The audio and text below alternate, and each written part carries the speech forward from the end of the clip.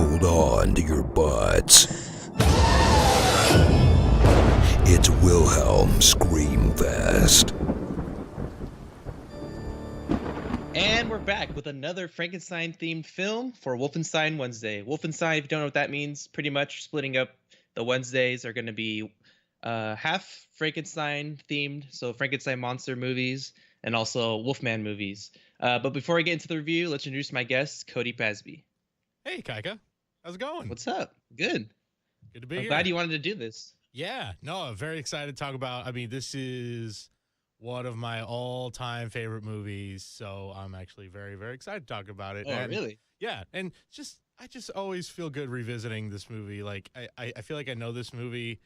I don't realize it till I'm watching the movie how much I know it inside and out. So, yeah, very excited to talk about this. Okay, so if you didn't read the title, the movie that we're reviewing today is Young Frankenstein, 1974 classic. I would even say it's cult classic. It's pretty much a classic. Oh, it's a straight-up classic, comedy classic now.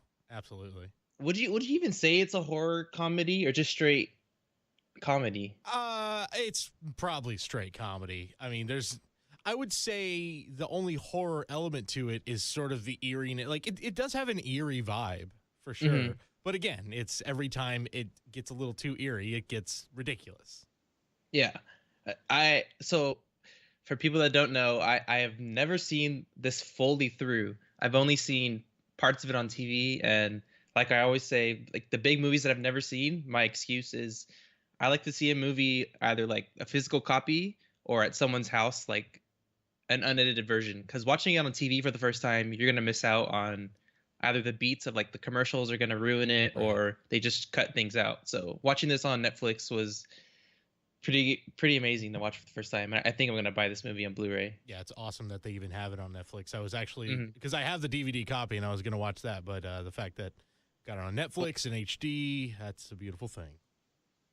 So for people who don't know what this movie is, have never seen it, like basically it's somewhat of a spoof, but it's like stays within the universe, like the whole Universal Monsters theme. And so we're following he calls himself Frankenstein, not Frankenstein, because he's trying to disassociate himself from his grandfather, Dr. Frankenstein's work. And I thought that right away was already hilarious, like how he's just like Frankenstein, not Frankenstein. That's not my name. And just the selling point too is when, like, because it's very funny at the beginning, but then the movie, the hilarity really ensues when he meets Igor, and then of course Igor, and calls him Frodrick, and like, it's just little things like that. And Marty Feldman is maybe my favorite part of this whole movie as Igor. He's just that look of those, that. Even if you don't know who Marty Feldman is, you will know him when you see him. Those protruding eyeballs and just he looks like a cartoon character, and he's just so damn funny in this movie. And I'm actually surprised he wasn't in more Mel Brooks movies, to be honest. I think he actually was in a couple, but yeah, he's only just in a couple of those, so he's just hysterical. Yeah, I think right when he gets introduced is when the movie actually like fully kicks into humor, like just straight comedy. Like when they're on their way to Transylvania and you hear Wolf and Gene Wilder's like werewolf, and he's like werewolf, their castle. I'm like, oh my god, this is just amazing. This is perfect. It's such a silly it's funny because I think this movie comes out, let's see, Blazing Saddles came out the same year. I want to say that was about summer of 74. Oh, February of 1974. So almost a year later, here comes, at the very end of the year, Young Frankenstein, December of that year. It's remarkable that he made, I mean, probably Mel Brooks' two most iconic comedies. You could also say The Producers is right up there, and probably a lot of people would say those are better. But just the fact that he's made his two most iconic comedies, and really one that is strictly, Blazing Saddles is an adult comedy.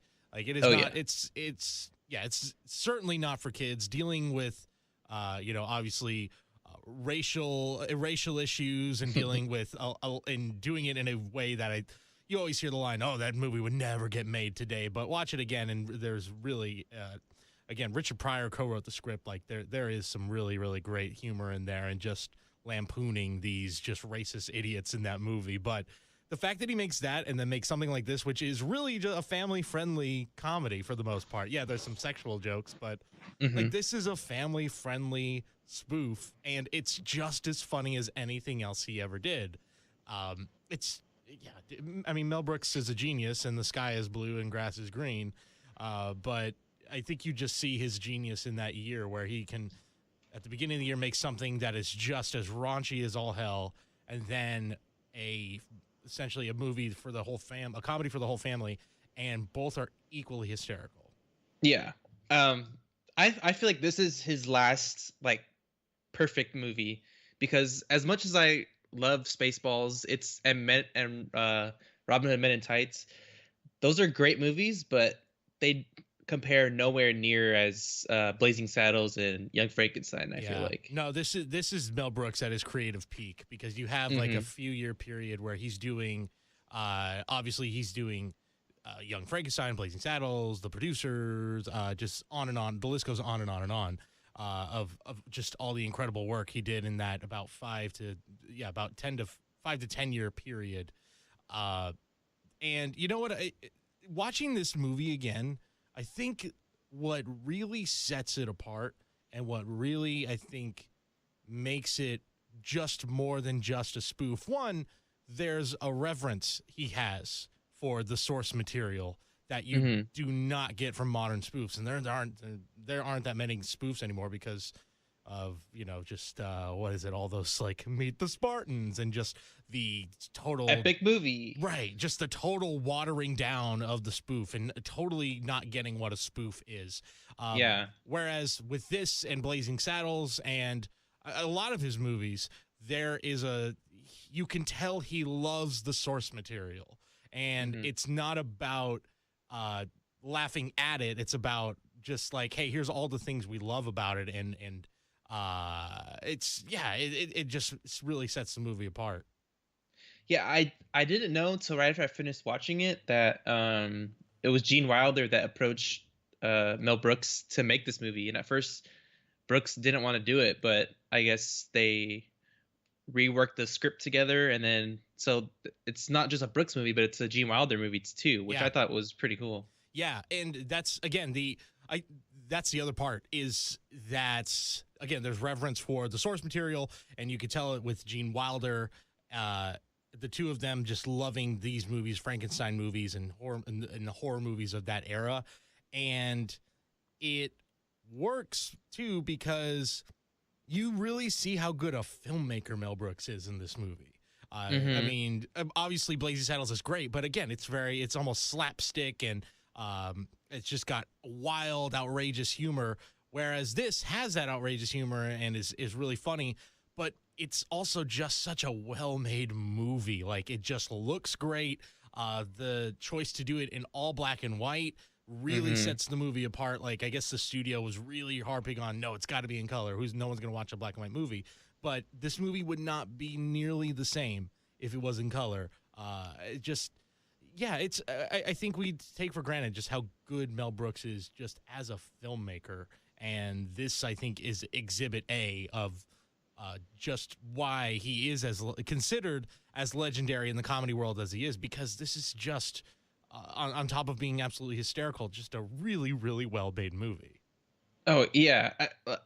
I definitely think that they took a lot of time studying the Universal monster films, because just like the set design and set pieces look exactly like straight out of like the 1930s movies. And apparently they use some of the props from I think Son of Frankenstein. They use that for like the lab equipment because it looks identical to those prior movies.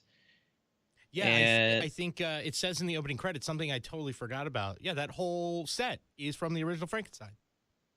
Which is amazing that they still had that, because I think the last Frankenstein movie was about 20 years ago. Before that, 30 almost? Maybe 20, 30 years prior to that. Yeah. And like even just the beginning of it, it's a universal feel where the credits are rolling and then you hear the orchestra music. Like that just takes you back to watching monster movies as a kid. like on TV or wherever you saw it, if you had the VHS or whatever. But I just felt like it, even like the dialogue, while there's like some modern terms, it's still very much like written as it was a classic Yeah. 1930s film. Oh, totally. Yeah, it totally is. Again, it's just an ode to that style of movie, and the performance of Gene Wilder too, who's always great. But Oh yeah. like Gene Wilder could be in a dramatic version of Frankenstein as Dr. Frankenstein, and we wouldn't think twice about it because he would do it spectacularly. Everyone like and it works again because he's playing it so straight, and then off of someone like Marty Feldman, who is basically a clown in this movie, and I say that with just so much love because he's just so damn funny in the movie.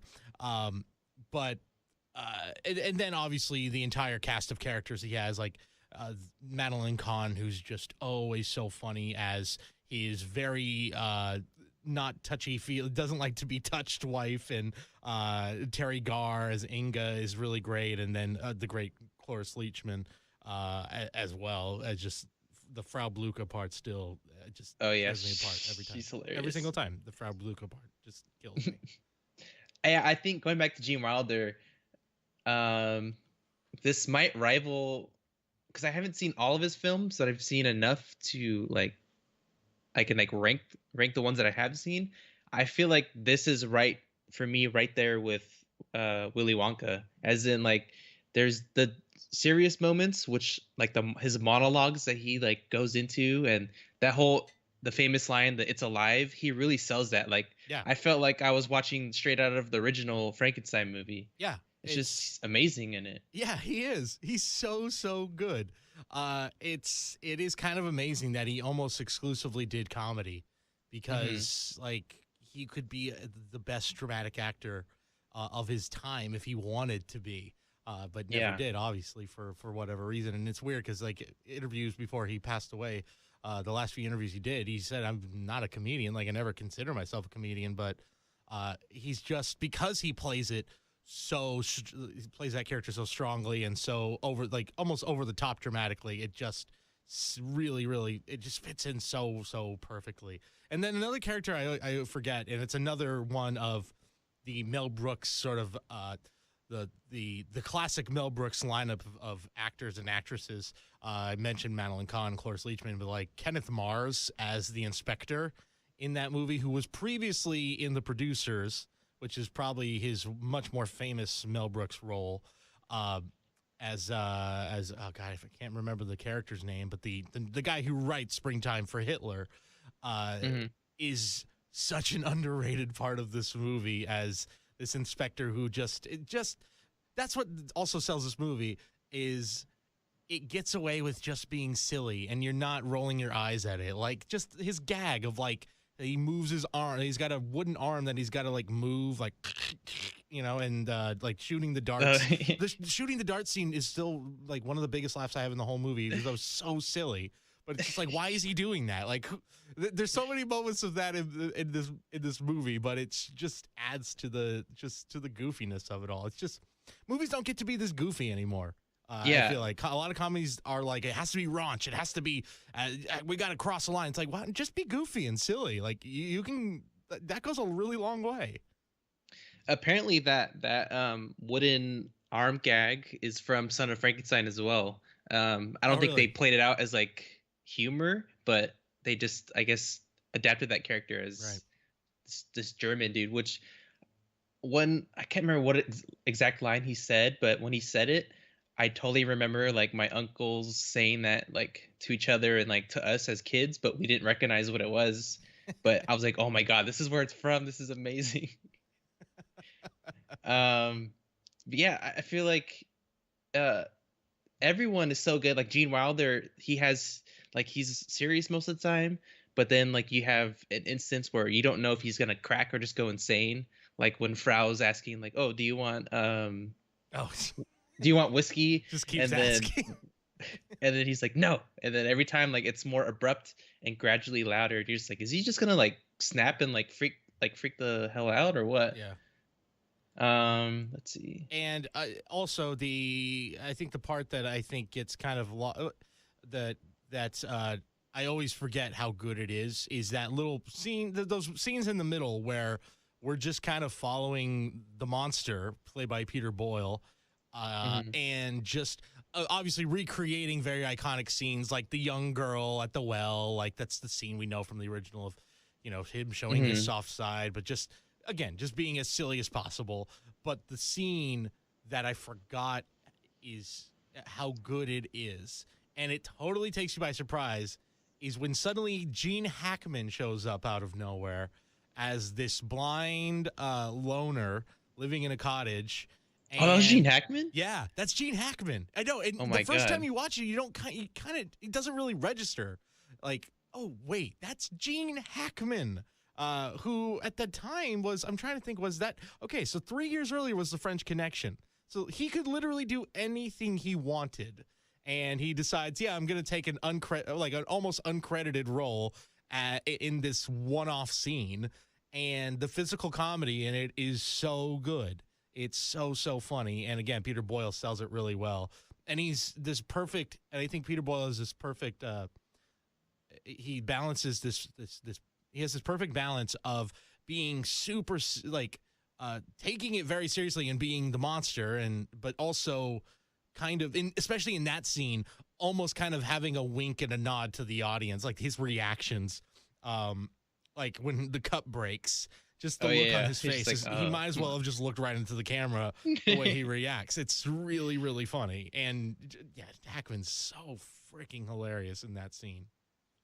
Yeah, so that is the original scene from Bride of Frankenstein is like one of my favorite scenes, like just in cinema history.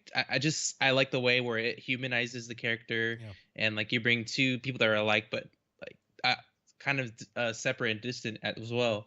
So I was like, okay, what are they gonna do with this? Like, how are they gonna make this funny? And then once like pouring the soup and missing the cup and just going right in his crotch and burning him, I was like, all right, this is amazing. Like, because it could have totally been a terrible spoof on the actual scene, but I feel like they made it great. And that's crazy that I'm looking at the picture now, and that is Gene Hackman. Yeah. That's crazy. And it's just, again, just shows that if you actually love the material that you're kind of lampooning, like, it just goes such a long way. Like, because you don't want to insult it.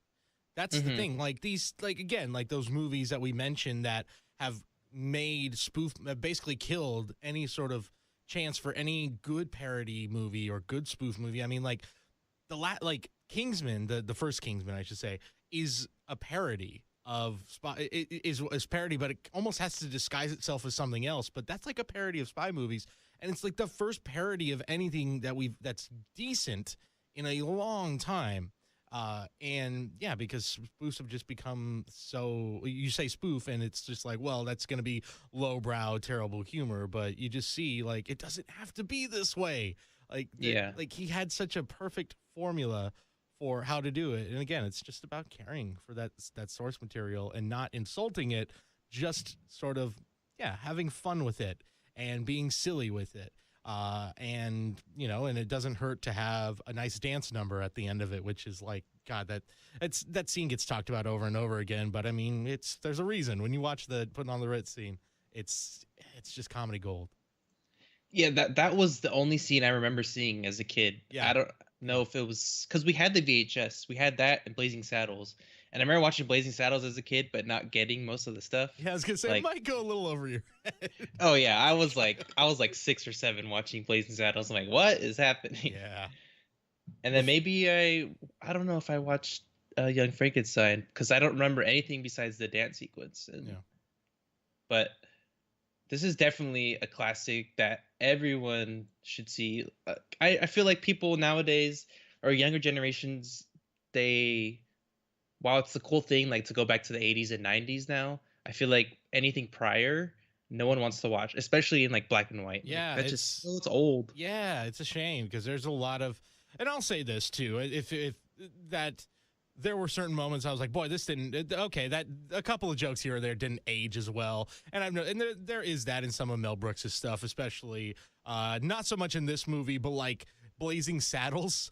It's a great movie, and I think people are like, oh, that you couldn't do that today. I'm like, no, I think you could but the reason you couldn't do that today is because it ends with this really like not borderline, pretty offensive moment of like, oh, look at all these gay men and look at how flamboyant and girly they are. It's just like, okay, that didn't age that well. It's, in fact, the racial humor is actually the stuff that I thought has actually aged all right in that movie. But yeah, like in this movie, even like the classic line of like, what knockers, probably wouldn't fly in a lot of comedies today. And then even, I was going to say, because I remember the end scene where it is Madeline Kahn and the monster in that barn. Because I was like, oh, God, that's right. It gets a little weird here. But the way they handled that is kind of like, okay, like it wasn't, it could have been a lot worse and aged a lot worse. This isn't on the level of like the Revenge of the Nerds, the kid in the astronaut suit scene. That which has just aged horribly. But yeah, for the most part, like this, it's just as funny, and it's again because it's humor that like anyone can laugh at Frederick Frankenstein or laugh at the part that always gets me is when they're looking at the skulls, like 1 year dead, 2 years dead, 6 months dead, and then you see Marty Feldman's head and he just starts singing, and it's hysterical to me every time.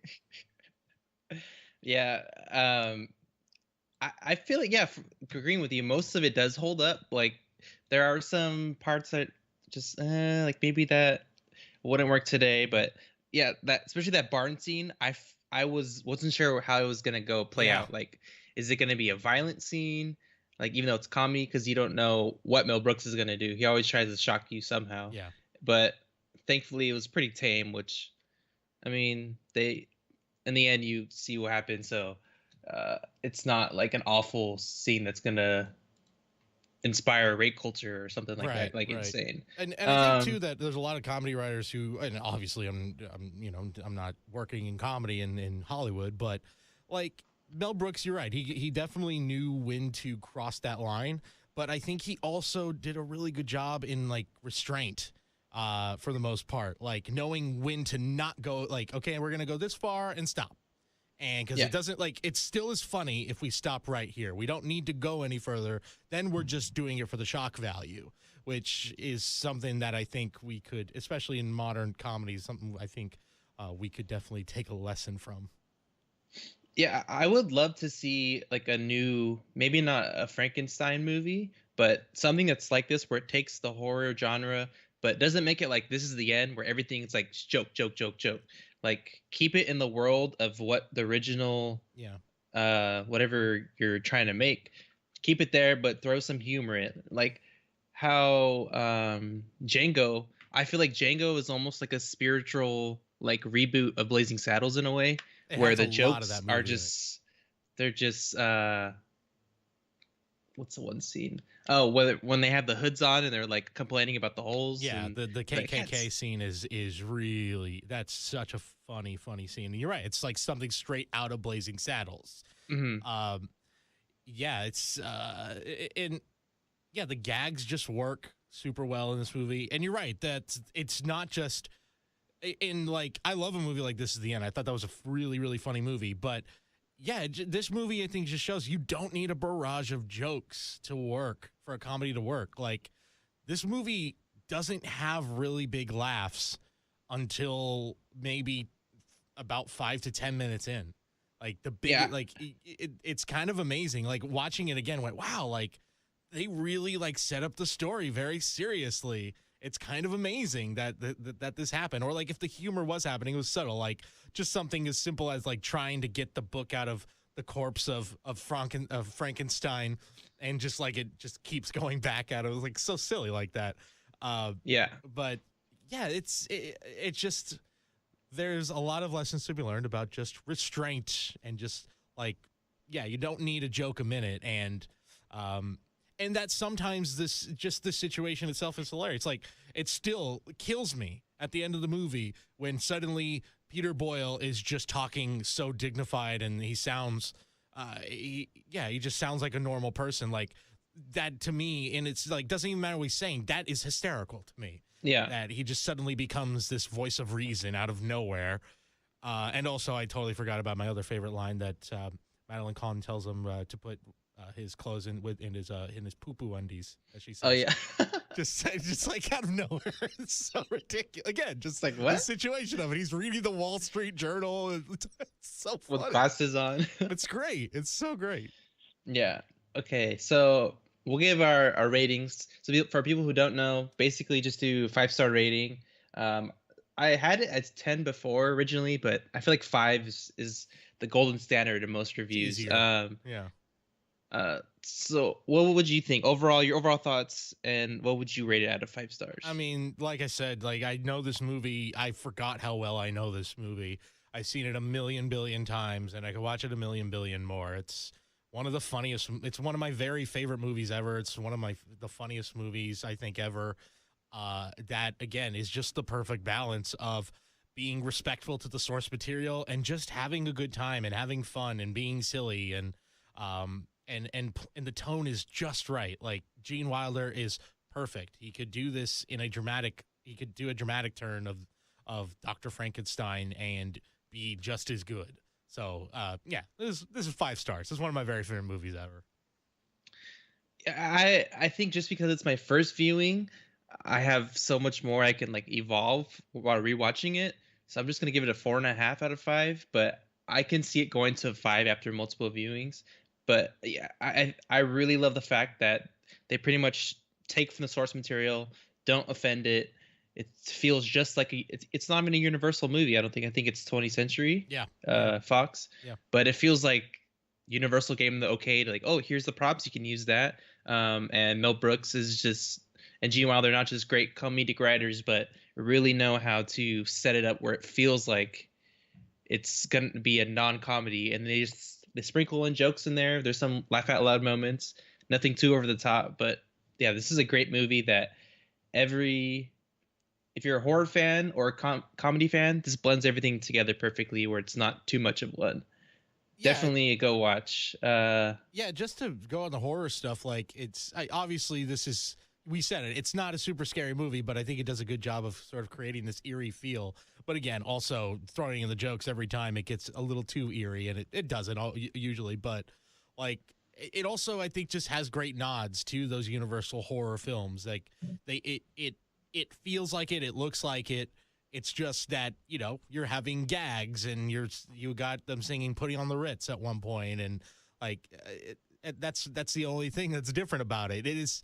Yeah, it's just like, what if, let's take exactly what Frankenstein did, but let's throw in these great gags and these and make Igor this crazy wisecracking sidekick, and you get just a classic. Before we end, I just wanted to talk about the Frankenstein monster, like just in general. First of all, if anyone calls the Frankenstein monster Frankenstein, please stop. That's wrong. Frankenstein is the doctor. It's the Frankenstein monster. Right. Even Universal has messed up on that, where like they made Dracula versus Frankenstein. Like, come on. Right. We know it's not Frankenstein. He's not fighting the doctor. He's fighting the monster. Right. But do you have like a favorite interpretation of the Frankenstein monster? I mean, we're probably talking about it right now, to be quite honest. This probably is my favorite. And see, I'm a rare person that this was probably my first introduction to the story Frankenstein. This was young Frankenstein. You now have a whole generation where I think that this is how they know the story of Frankenstein, which I don't know how Mary Shelley would feel about that. But I mean, if it gets people to go back and revisit the source material, then more power to it, I guess. But yeah, this is my favorite interpretation because it's just totally my cup of tea, just in terms of it just hits my palate, my pop culture palate perfectly. Yeah, I think this is one of them up there too. I haven't seen every single, because there's so many of them, and he like goes from like the gothic horror to like comedy. I can't remember what comedy duo was it in the 40s or 50s. Abbott and Costello, I believe. Yes, I heard that's a really good one as well. Yeah. I think my favorite is still Bride of Frankenstein. I feel like it's one of the best sequels of all time, and it's also, I think, one of the greatest movies of all time. It's, if you compare it to a movie today like Mad Max, or something like that, that's just unfair because it's a totally different era back then. Yeah. 1935, Yeah. I believe, 31, which it was, besides, it was the second, the first Frankenstein was the second Universal movie to be in sound for horror, which that's groundbreaking on its own. And I feel like this movie honors that and takes it to a new level. Yeah. No, Hopefully, I haven't seen the new Mummy, but don't. I'm kind of losing hope on the new Dark Universe. Let's just put it I don't this know way. After watching The Mummy, I went, yeah, let's just cancel this. Let's just not do this. Let's just move on. Let the classics be the classics. People will still. It's not like anyone's gonna stop dressing up like Frankenstein and Dracula for Halloween. There will still be Frankenstein movies made. There will still be vampire movies made. Just don't do it this way. That's all. I don't know if I can see Javier Bardem as the Frankenstein monster. I think he's a good choice. I think he's a really, really good choice as as Frankenstein's monster. It's just, after watching The Mummy, I have no hope because it wasn't scary, it wasn't exciting, and it was really dumb. And if this is the standard we're setting, woof, we're not in. We're in for a bumpy ride. Because wasn't Dracula Untold supposed to be the first one, and then it bombed? So I they never even saw it, but yeah, it was, and apparently it was just okay. I think The Mummy was probably even worse than that. Well, instead of looking forward to those piles of shit, just go on your Netflix account or your mom's Netflix account or your best friend's, whoever you're using. Because let's be real, more than, I would say, 80% of people who watch Netflix don't own an actual Netflix account. Yeah, that's true. I pay for mine, I should say, if that counts. Good for for anything. you. Yeah, I'm a good person. But yeah, go on Netflix, watch this movie, watch Young Frankenstein. If you had never seen it before, or if you have seen it before, it's a good rewatch during the Halloween season. It's such a hopefully, it will fun inspire movie. you to watch the other Frankenstein monster movies as well. Absolutely. So, do you want to plug in your anything you want to plug in? I know you have a couple things. That's right. I do a podcast that Ikaika has been on quite often. It's called the Screen Watchers Guild. You can like us on Facebook, follow us on Twitter at SWG Podcast, subscribe to us, and find us over at iTunes. And we have a website, thescreenwatchersguild.com, and you can find me at Cody Pasby, Pasby, on Twitter. Yeah, it's a great podcast. Just about every Monday there's a new post. Yep. Either it's mostly just a brand new movie that comes out. Yep. Do you guys ever do new movies? I feel like you haven't done one in a while. We haven't. We used to, but no, mostly new movies. We'll also do news episodes. We just reviewed Blade Runner 2049, so you can check out a review on that. We were just at the Los Angeles Podcast Festival, so we'll have a lot of interviews with fellow podcasters and comedians and other people inside of that world that will be on over the next coming weeks. Yeah, so make sure to check that out. Check out all the links, the Twitter accounts. Subscribe to everything. Cody's going to be back later this month for another review. I won't say what. You're going to have to wait and find out. It's something on Psychopath Saturdays. So yeah, I wonder what it's gonna be. If anyone likes movie soundtracks, I'll just give you a huge hint. Yeah, it's Wayne's World. It's when he's stabbing the donuts. That's the one. That's the one exactly. Actually, that scene recreated in another great Mel Brooks movie, High Anxiety, underrated Mel Brooks movie. I have not seen that. Good. That one, History of the World Part 1, I think is really underrated. That came out, I think, in 1981. Oh yeah, I remember seeing that. I like that one too. Also, Silent Movie is one of my favorites. That just makes me laugh. It's admittedly kind of dumb, but also really funny. Just watch every Mel Brooks movie, Really? even the bad ones, which none of them are really terrible. No, even the ones that are bad are they're still funny. Yeah, Spaceballs, amazing. Yeah. Not everyone's cup of tea, but watch that right before Last Jedi. Yeah. There you go. Your Star Wars marathon is not complete without Spaceballs. Yeah. So, okay. So that's it for the review. Thanks for being on again, Cody. Thanks for having me. So we'll see you in a couple weeks. Till then, make sure to go to wilhelmscreeners.com for Screamfest 2. The second one. Last year I maybe did 3 or 4. I got sidetracked or distracted by things, but I've been on top of my game. Everything's been the same day. So this is day 11. We got 20 more reviews to go. And also go to my Twitch page, which is just Ikaika S3, Ika S3. I will be playing horror games, scaring the shit out of myself. Right now I've been playing Alien Isolation, and let's just say I cannot get past within like 10 minutes. The xenomorph always comes from behind me and scares the shit out of me, then eats my face. So thank you for listening, and I'm Ikaika.